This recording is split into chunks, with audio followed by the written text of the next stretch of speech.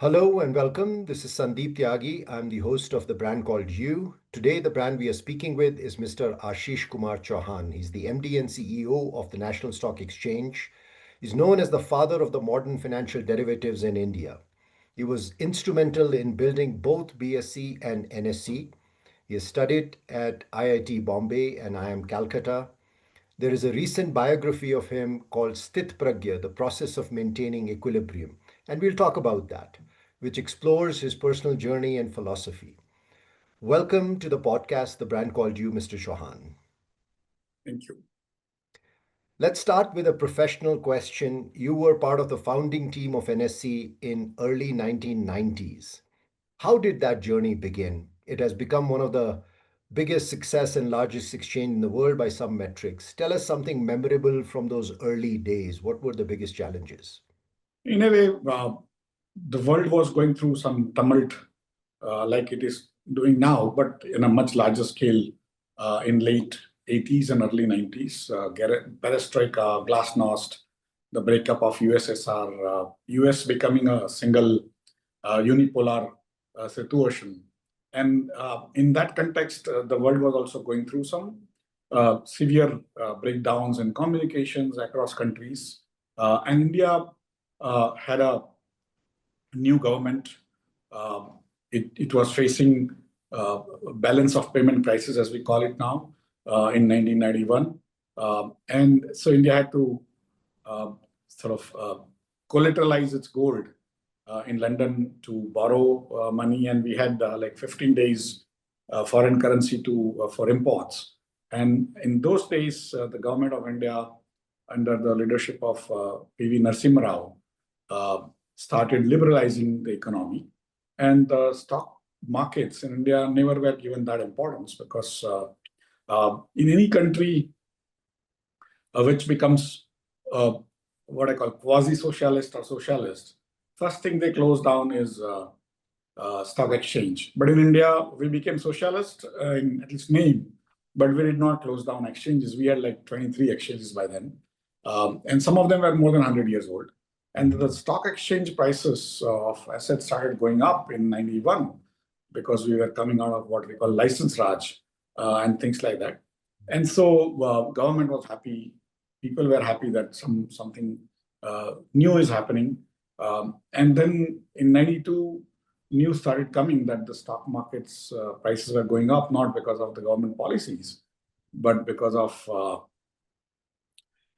a scandal where money was taken from the central bank, which is called Reserve Bank of India, under some clandestine way, and put into stock markets to jack up the prices of stocks. That scandal is known as Harshad Mehta scandal in India. Mm-hmm. And post that, in 92, the government set up committees. They recommended that there should be an automated stock exchange, which will be nationwide and not owned by brokers and operated by brokers. Normally, from 1607, since Amsterdam Stock Exchange was set up, the exchanges were like democracies, for the brokers, of the brokers, by the brokers. And here, government of a kind of a pre-socialist country, which was trying to come out and become a little capitalist, not too much, was trying to set up a new stock exchange, which was not even owned and operated by stockbrokers. And it had to be automated, which was also a new thing because across the world, there were no sort of order matching systems. New York was on floor, Nasdaq was on phone, although they had screen, but that screens were only to see. If you had to trade, you had to call up people. Chicago was on floor, London was on floor, Japan, everyone was on floor. And the computers had not come of age. In a way, they used to count down or close down more frequently those days. On top of that, India did not even have good telephone lines which would hold the connections for long within the same city. But to create a nationwide exchange on a continent-size country, it was like what I call a pipe dream of sorts. That and somewhere I had just joined the job in 91 in a bank called Industrial Development Bank of India. It was not a traditional bank. It was a development financial institution those days, more akin to World Bank. than a commercial bank, providing funding for long term. And so I was involved in funding electric power project and some of the electronic projects in India those days. And then my bank, being government owned, was told by government to set up a new exchange which will be automated. And that's how sort of NSE became IDBI's baby at the behest of the government.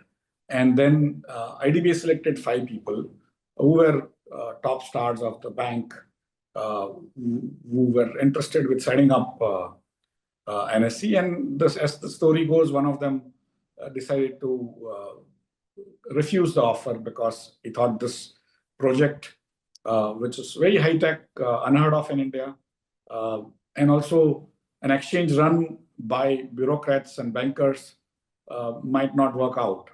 And high tech stuff had never been tried in India before on a mass scale. The number of computers in India were very few.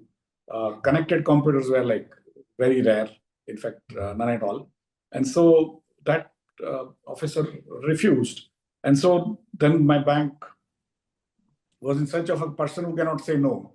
And that was me, because I was 1 year into the job and I had no clue of what the careers would be or how one defines career. And also, and I was an engineer by training and also an MBA in finance. So broadly, it fit the bill. And only problem was that I was a mechanical engineer and not a computer science engineer. But those days, India did not have many computer science engineers also. And so I was taken into the team. I was the youngest, 6 years younger than the nearest young person. And others were like 12, 15 years elder. And the person who became CEO was our boss. And he was on the verge of retiring from IDBI. So when IDBI set up an NSE in 92 as a company, he was like 1 year into going into retirement. And so in 93, the recognition to NSE as an exchange was given. We were all making our plans and preparing RFPs and how it will work. And it was all new to us because we were bankers. We were not like stock market people. We had all traded in stock markets at some or other point, but naturally running, like driving a car versus manufacturing a car are 2 different things, right? So it was a completely new experience. Sure. We hired a consulting firm called International Securities Consultant, owned and operated by a lady called Susan Selvin. She was a senior person in London Stock Exchange, but she had shifted to Singapore then.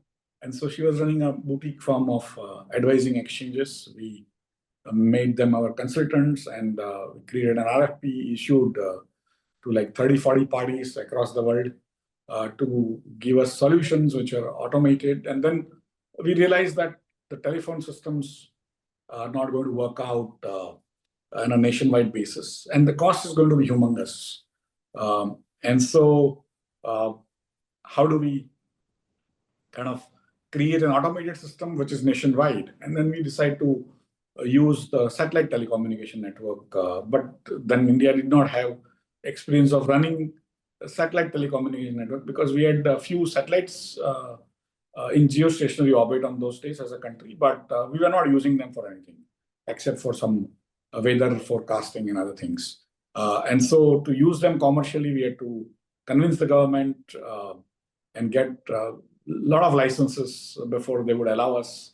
And so it was a very journey. Difficult times for the country, difficult times for us personally to think through this. And broadly speaking, I think the biggest advantage was that nobody thought it would be successful.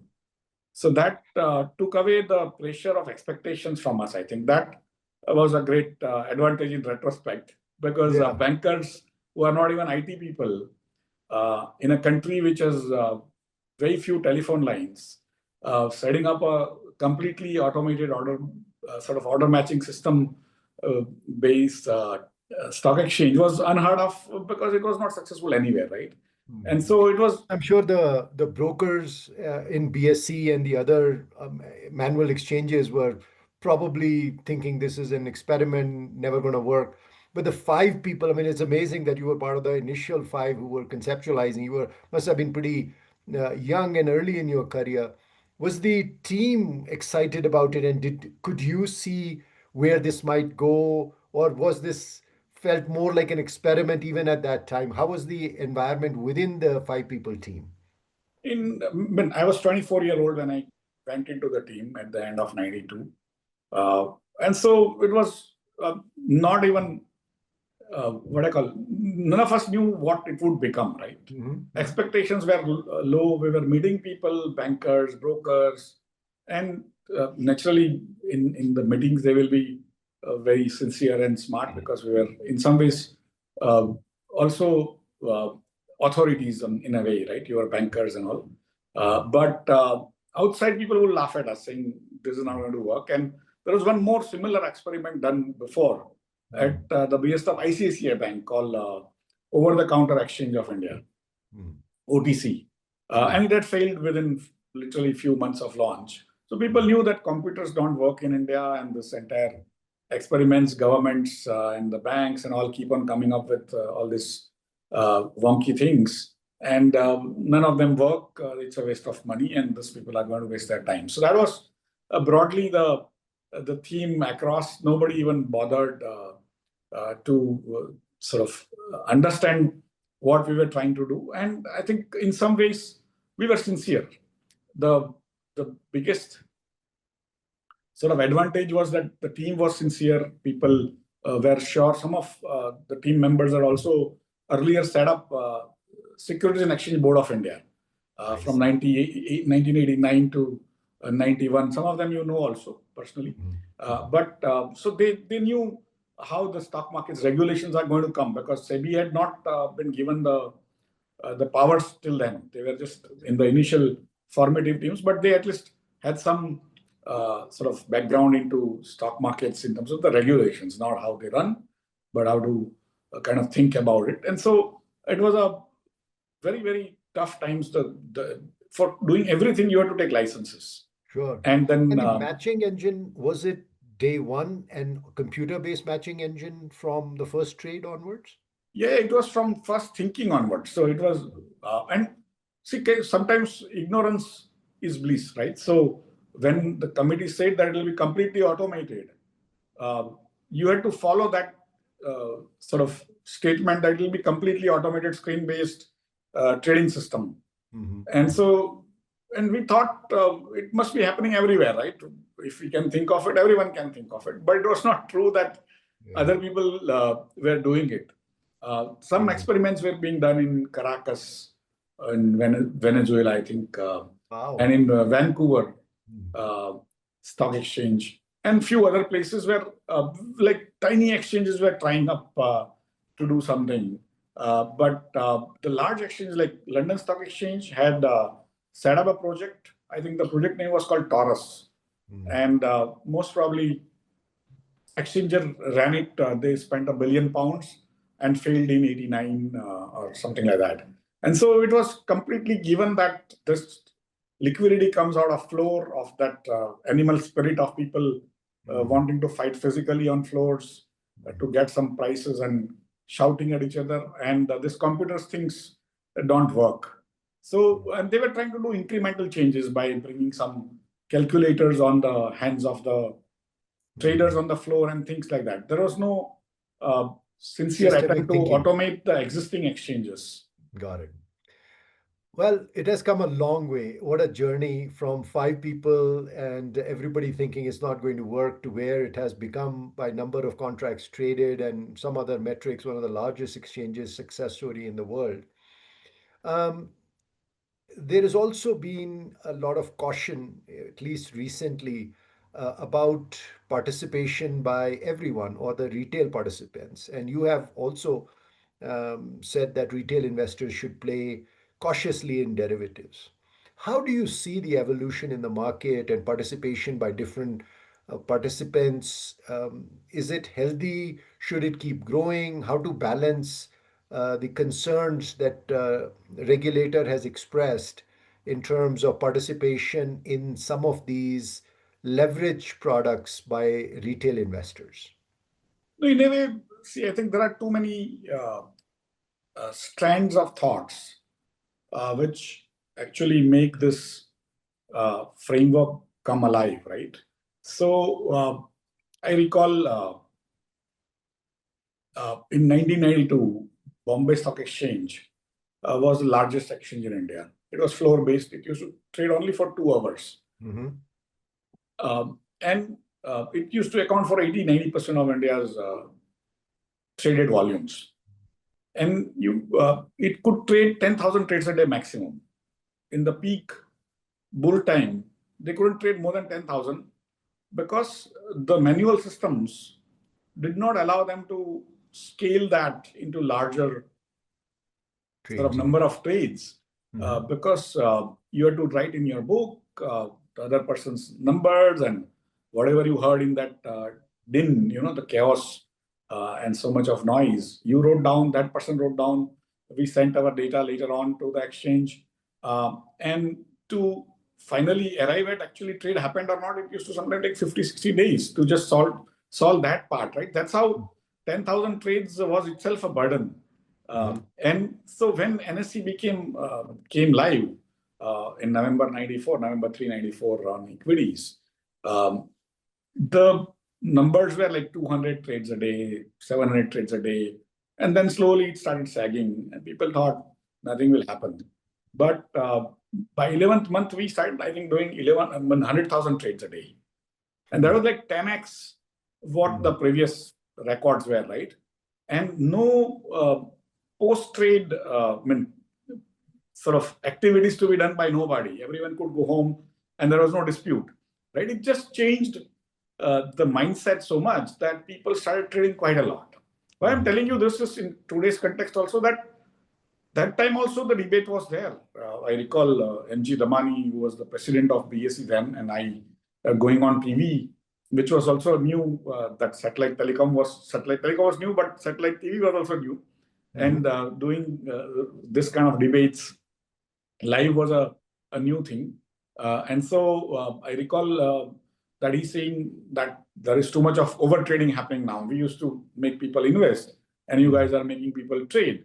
And my argument was that people trade because it has become easier to trade, very low cost and no disputes. So that's where the difference is, because when I used to say that, even as an example, if I recall, that when washing machines came, people thought ladies will spend less time in washing clothes. Instead, they started washing more clothes. The time taken for washing clothes remained the same.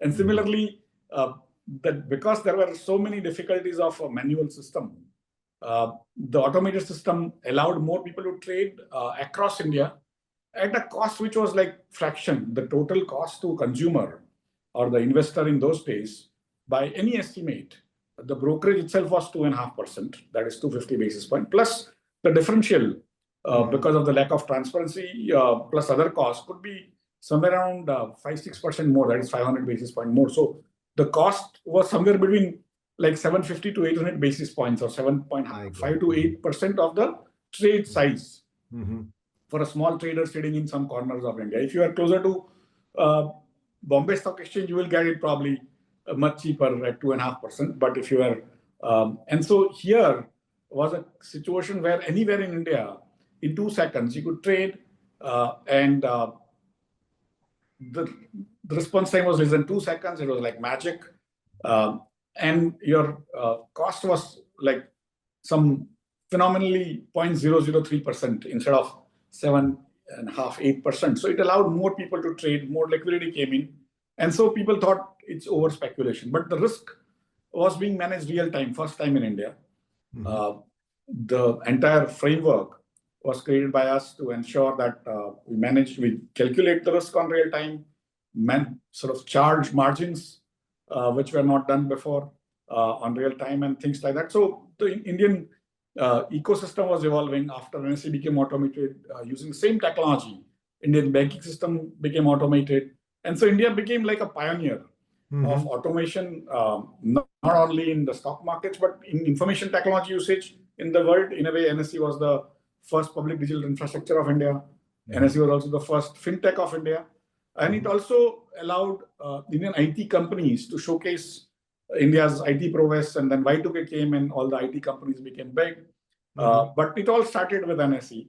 And then there was more people transacting on a single platform, more trades happening, people thinking more sort of speculation is happening. That was not true. And then came derivatives were allowed, Badla, there was an old way of carrying forward the trades, which is known as contango in the world market. We used to call it Badla. And so that was banned for sort of people misusing it or being prone to a more market-wide kind of domino failures and things like that. And that's where the derivatives were allowed to separate out the speculation from the investments, which was largely equities. And then the derivatives took some time to succeed, became successful quite spectacularly. And today, on a good day, NSE does like 2,000 crore. That's a 20 billion orders in 6 hours and 15 minutes. It does 300 million trades, which are like 50% of all trades in the world sometimes. But the overall risk management is quite extensively good. There has not been a single clearinghouse failure over the last 30 years now after NSE came in. And that is a testament to that situation. But in some ways, more people started participating. In 94, probably 1 million people used to invest in Indian stocks or trade. Today, 120 million people, I mean, 120 times more jump. The market capitalization of India was close to 50, 60, 80 billion dollars. Today, $5 trillion, right? And so the scale of the wealth, the scale of number of people, people participating on real time has gone up by 100 to 150 times at each level, right? And that tells you that more people have come in, but India has much larger number to go. We have still scratched the surface. And so more people will participate, more of them will trade. And then coming to the derivatives, it's a very, very interesting instrument. I mean, I was instrumental in bringing it up in India, and that's how people remember me for that. People don't remember me for bringing the screen-based trading to India, which in a way, many of these algorithms were designed by me. As an engineer also screen was designed by me. But derivatives have like stuck to me in a way. And Nifty index I created. And carry the title of father of financial derivatives in India. So yes, I also created the mutual fund distribution using the index, the Nifty index. Right. So, but basically for me, derivatives are very useful instruments, but they're also highly leveraged, and they can create a great havoc on your net worth if you sort of don't use them wisely. And so internationally, there are situations where in many countries, if you want to participate in derivatives, you need to have minimum qualifications in terms of the net worth or in terms of your education qualifications or some certification you need to take, which in India, we have done only for the traders who want to sort of operate the screens on behalf of the customers, who advise the customers. We have a certification system for trading in derivatives, but we have not done the qualification for the customers. And that's where many people who this instrument may not be suitable for have come into the market. And in a way, anecdotal evidence has suggested SEBI, which is the regulator, has also come out with their own data, their own research papers, saying that 89% to 91% people over the last 3 years have lost a lot of money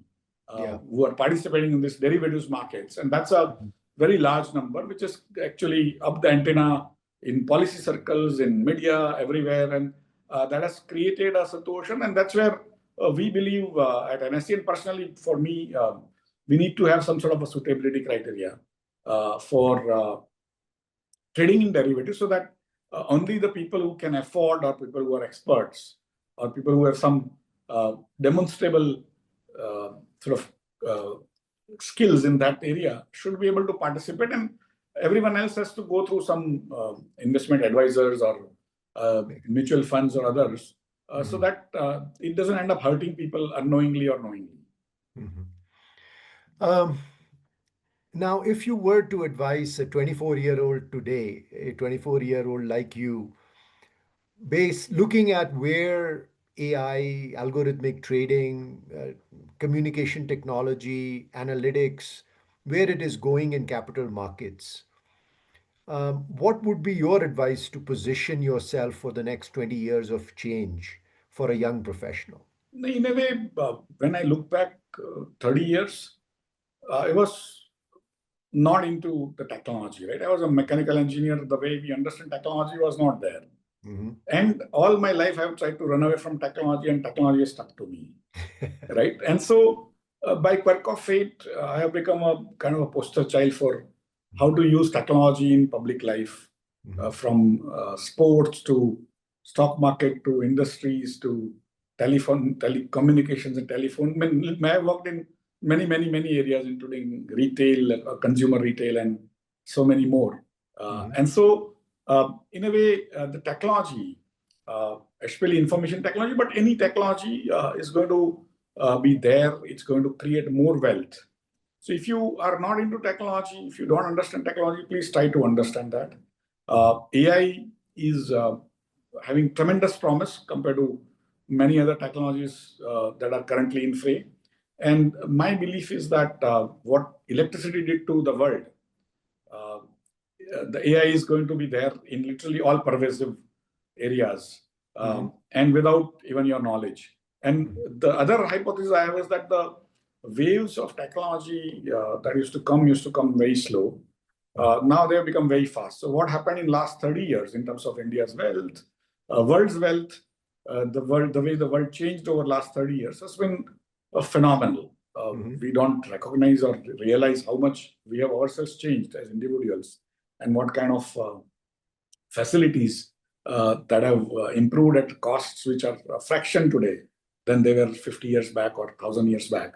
And so it's going to actually accelerate that change, and more wealth is going to go towards people and societies which can actually adapt to those newer technologies. And AI is going to be a fundamental sort of a building block for that kind of things. And the societies, not necessarily which invent those technologies, but the societies which adapt to that, which use them in a more creative way, sort of give solutions to themselves and also to the world.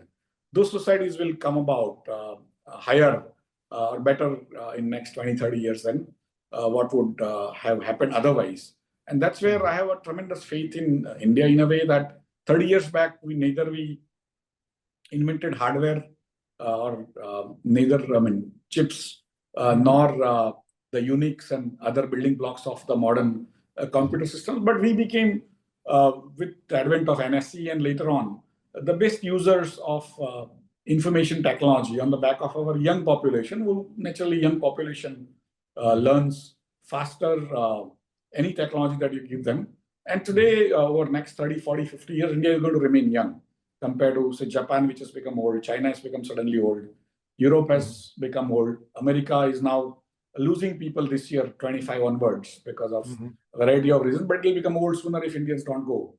And Mhm. so, basically, for me, the only young country with large population, which is forward-looking and technology sort of adaptive country, is India, and that's where more and more wealth will be created. Now, that brings me to the concept of usage of new technology in the stock markets. That what they will do. Naturally, the stock markets is where money is, in banking, where the money is. They are the largest two users of any new technology in the world. When I mean, if you recall, in 1850s and 60s, when the ships used to be 1 or 2 days away from London, the pigeons used to Mhm. sort of be sent to the houses of the captains and other people to end up buying the shares of those companies whose ships were coming. And that is later on it became Reuters, that Mhm. entire activity.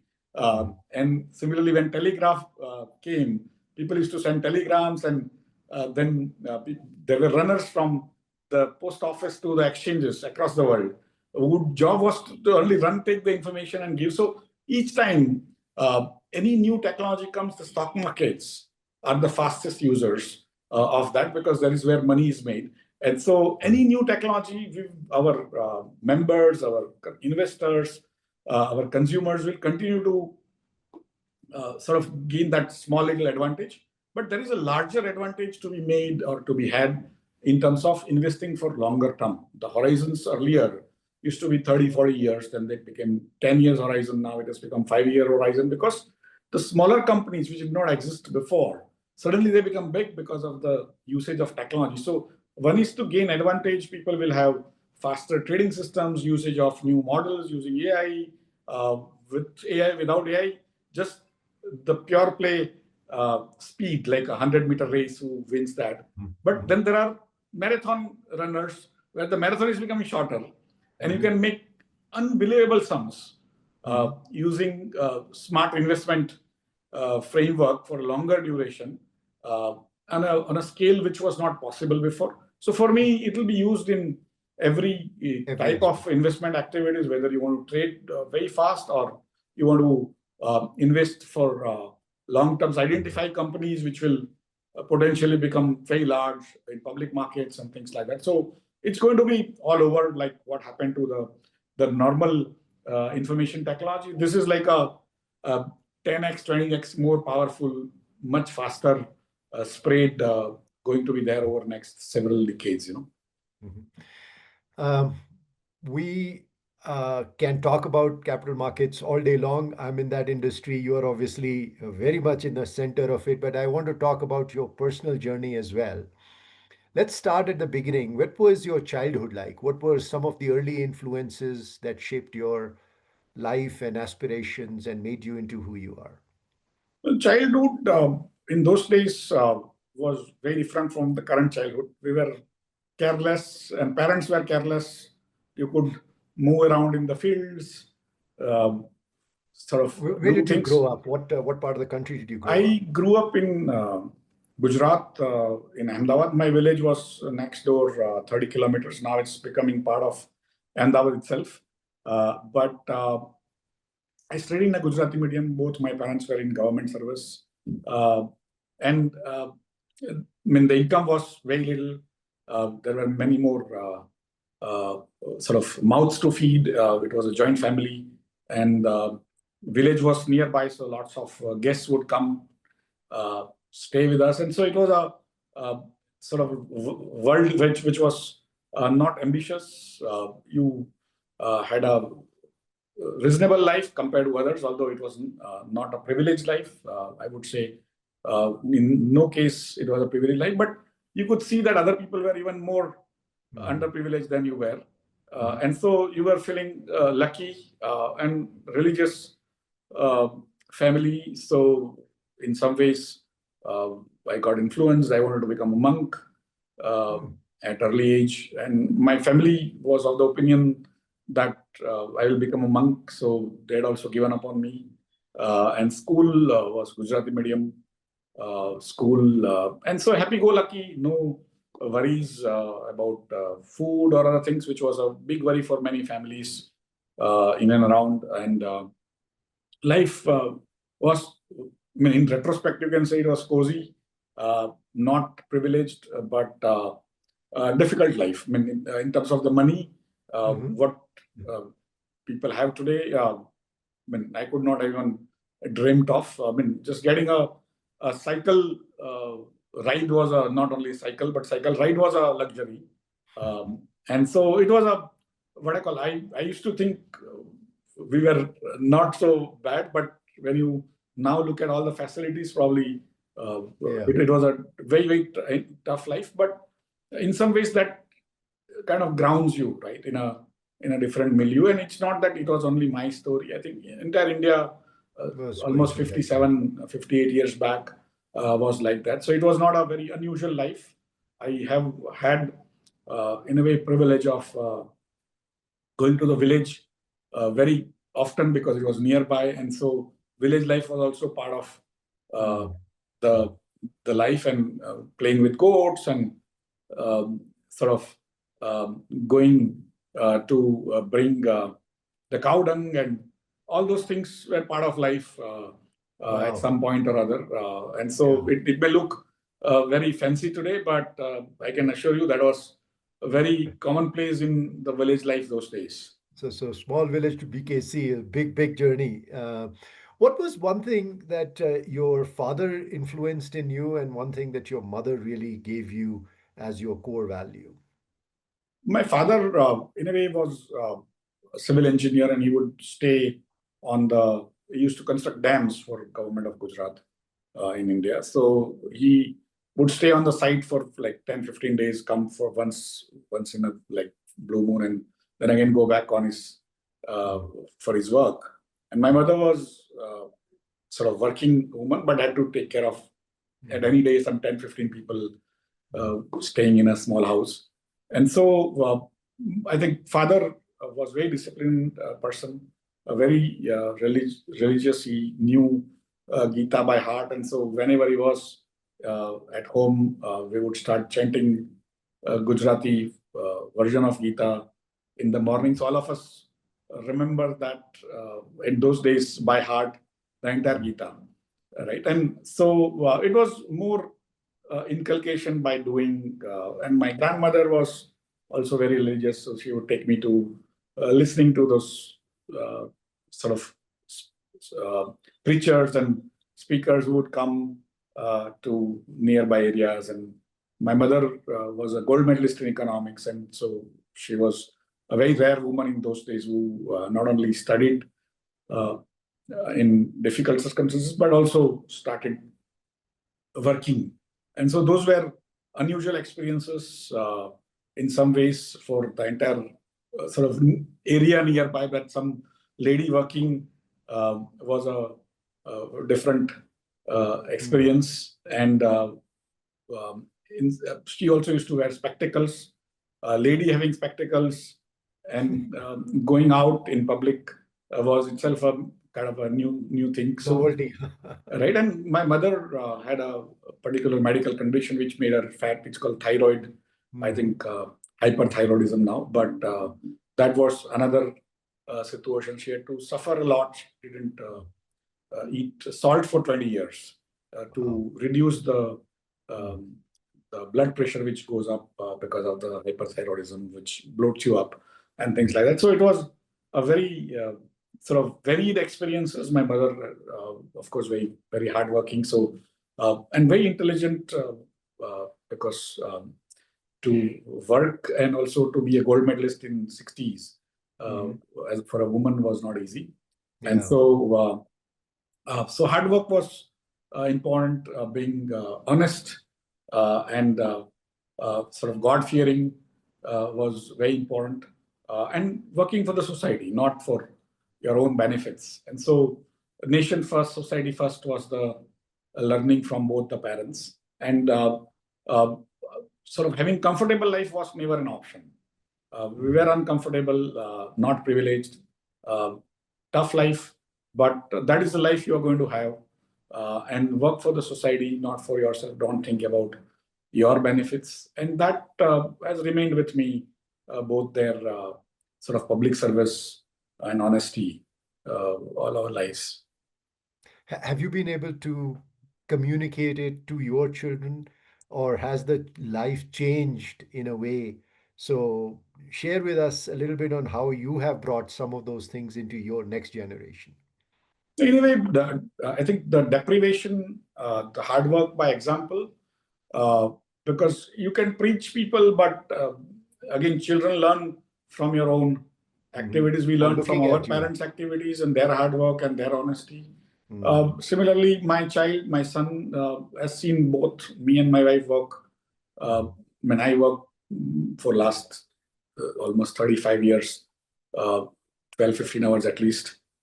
Even on weekends, the schedules are full. And so my wife is a doctor. She's more busy than me. Uh, and so the child has also uh, understood that that is the life of Mhm. working hard. And the life gives you back, society gives you back if you are sincere and work hard. And so he's now 24. He's starting his own AI firm. But broadly, in some ways, we have more money than my parents had.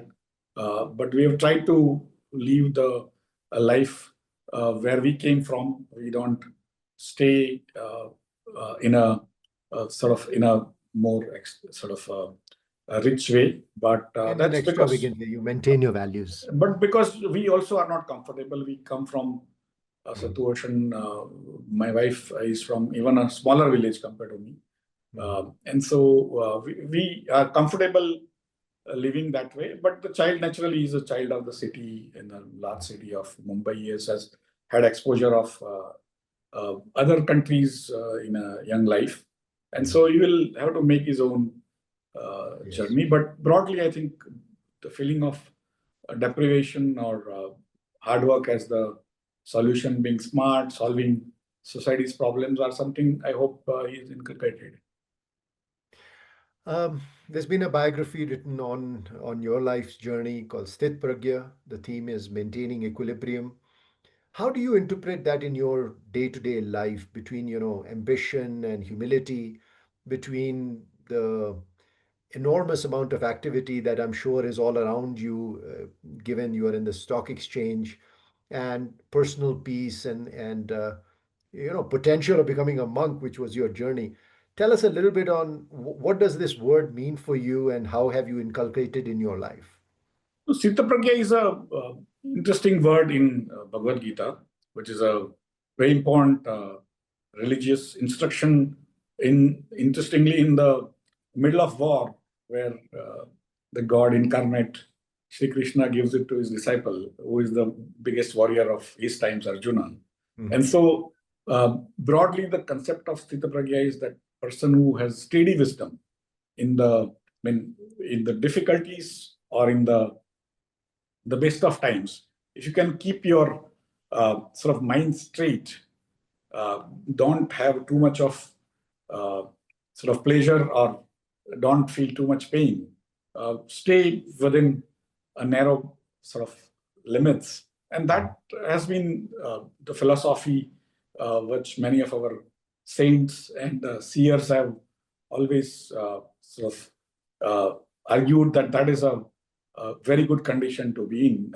And that is the state of equilibrium that you need to be. That allows you to make decisions well if you do it. And the other philosophy of Gita is to act as an instrument and not as a sort of a doer personally or who will get benefit out of it. So Mhm. if you do keep your mind straight and do anything without expecting the fruits of your work will do. I mean, you will make better decisions, you will do better work, and results will be good, but it may not give you personally anything. And Mhm. so, in some ways, my family has lived that philosophy for generations. And in some ways, I had no ambitions of doing thing, getting anything, or personally achieving anything all my life. So, whatever work came my life or work came my way, I did that, and not keeping personal interest in mind. That is where most of these things became successful in retrospect. I think one of the larger reasons of things becoming successful is that you are able to sort of take everyone's inputs, but not have sort of personal agenda, and that Mhm. allows you to work in a more sort of result-oriented way for the cause which you work for, not necessarily for yourself, right? And so Mhm. that probably is the success mantra, if you say, but not for yourself, because you may not make anything. Like NSE became successful, none of the founders got anything, Mhm. and that still doesn't take away your knowledge or your whatever you got out of that activity, nor the achievement itself. Sure. Right? The achievement has been humongous. It has helped India uh, in a way to create 125, 130 times more wealth in 30 years. Is a great Mhm. activity, but you may not have become personally very rich, which is also fine. Mhm. Very interesting. Um, we obviously invite our audience to look at the book. It's got lots of stories and pictures and anecdotes, so they may find it interesting to learn more about your journey. Um, Tell us something that you are passionate about besides obviously your work interest, some hobby, some interest, some social cause. What are you really passionate about?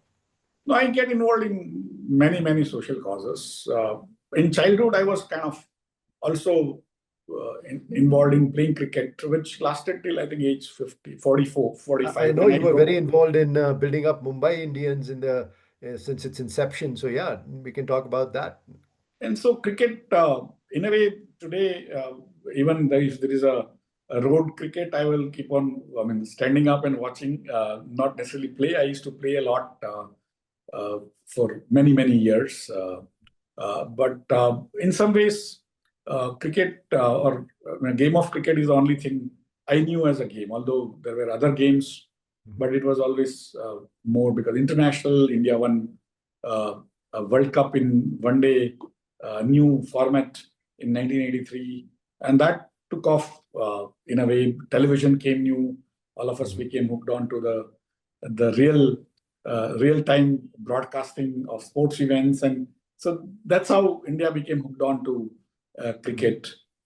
And it was easy. You could play with anything. When we used to make bats out of the branches of tree, we couldn't Mhm. afford the bats and things like that. And any ball will do. So we'll do those rubber bands, Mhm. they make them into balls and play and things like that. So from there to sort of setting up Mumbai Indians and running it for first couple of years was also an interesting Mhm. part of life. But till now, cricket is still something which I enjoy watching. And of course, sort of getting involved in social causes on sort of activities which help society, the last person, uh, whichever way, is what keeps me running. And I think in some ways, stock markets are the biggest transformer of the and wealth creators, even for the poorest people, and allows uh, coming from any strata, literally any caste, creed, religion, language. Uh, if you want to be an entrepreneur, my market is only market which doesn't ask you where you come from, who you are. They ask you and they judge you on whether you will make them money or not, right? It's Mhm. a very democratizing Mhm. institution. And if India will grow over next 30, 40, 50 years to become a developed nation, it'll grow on the back of NSE. That's why, in a way, for me, the markets have to be there. They have to be running seamlessly without scandals to the extent we can, because there is money, there are going to be allegations and other things. But if we can continue to make markets more robust, work for the small entrepreneurs, work for the small investors through structures like mutual funds and advisors and the merchant bankers and others, I think that is where India is going to create tremendous wealth, but also give a framework for poorest of poor to dream. What they used to say, it happens only in America. Mhm. I say that it happens only in India now, because it happened Yes. to Narendra Modi coming from nowhere, and it happened to me coming from nowhere, and it's happening to literally thousands and millions of youngsters coming Mhm. from mofussil areas, making good with their life. I think India is going to take a lot of people out of poverty Mhm. into abundance over Mhm. next 30, 40, 50 years. And we have done that in last 30 years. But I think next 50 years are going to be golden period of India. Well, from your mouth to the ears of God. Next session is what we call our rapid fire questions, quick answers, whatever comes to your mind first. One book other than Sthit, Pragya, and Gita that you recommend to your friends and family. I recommend a book called Execution by Ram Charan and Larry Bossidy. If you want to be on the sort of on the reality of life, that ultimately it has to be, execution does matter. Mhm.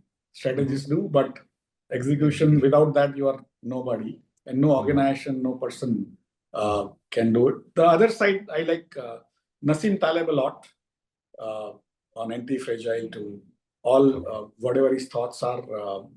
He has been phenomenal.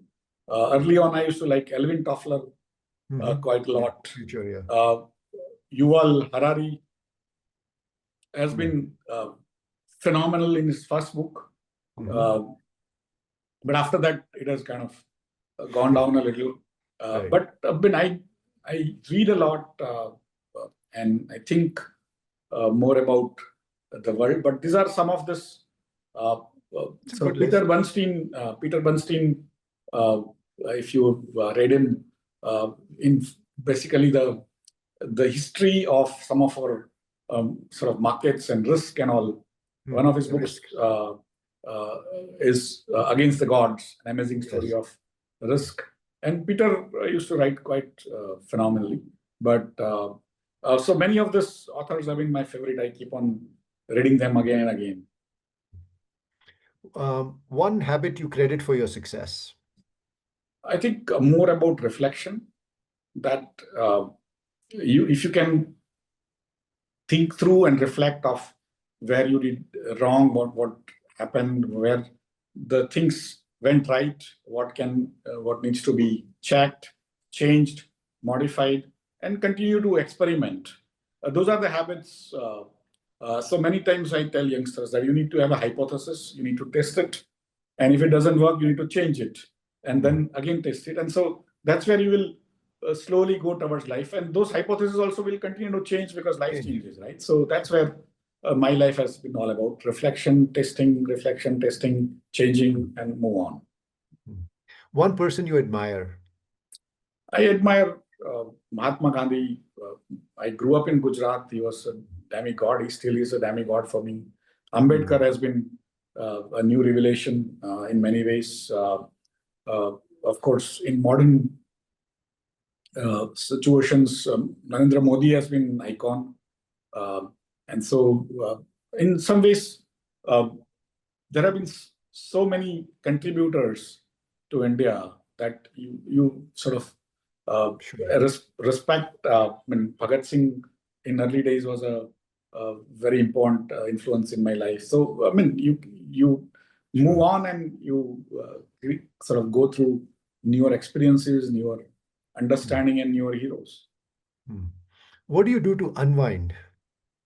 In a way, I generally listen to old music, largely ghazals and old Hindi songs. But in some ways, some amount of TV nowadays. This new what I call the serials which go on for very long. Sometimes you watch What's one your or two favorite recent serial that you have enjoyed watching? No, one of the early series I recall was Sacred Games. I think that was that I think made Netflix in India in some ways. It brought Netflix into sort of people's minds. But that was an interesting serial in a way. But after that, I can't watch very long serials because I think some of them just go on for very long. Yeah. Well, we are at the end of our time here. Last question. What is brand Ashish Kumar Chauhan in your own words?